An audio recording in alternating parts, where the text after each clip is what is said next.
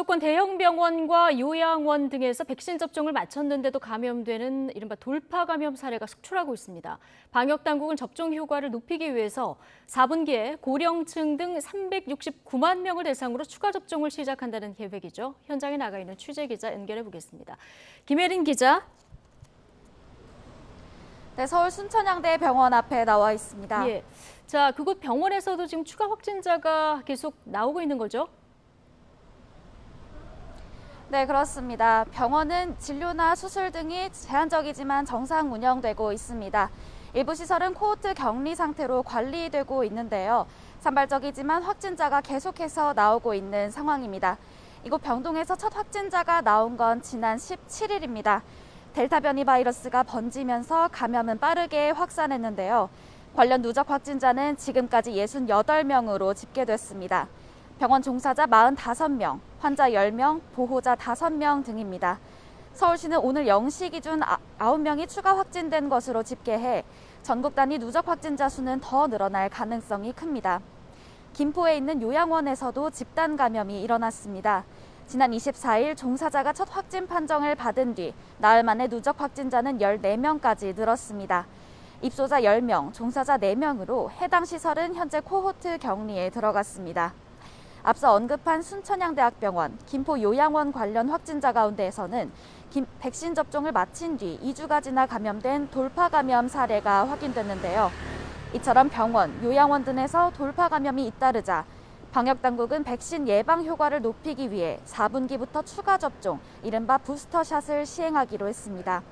코로나19 치료병원 종사자, 60살 이상 고령층 등 고위험군 369만 명에 대해 우선 추가 접종을 시행한 뒤 일반에까지 확대한다는 계획입니다.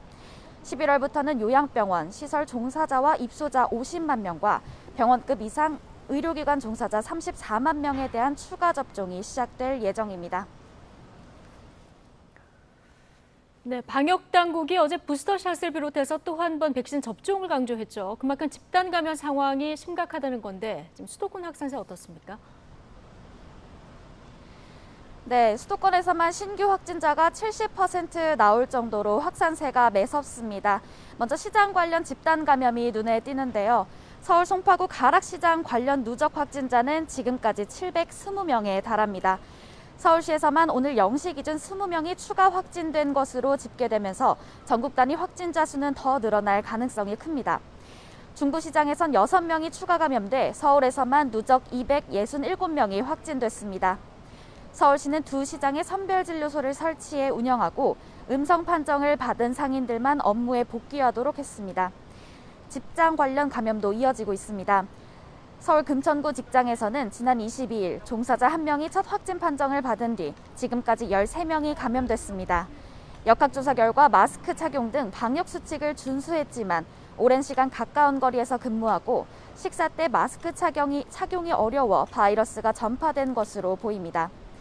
경기 이천시 택배사업 관련 확진자는 5명이 늘어 14명으로 집계됐고요.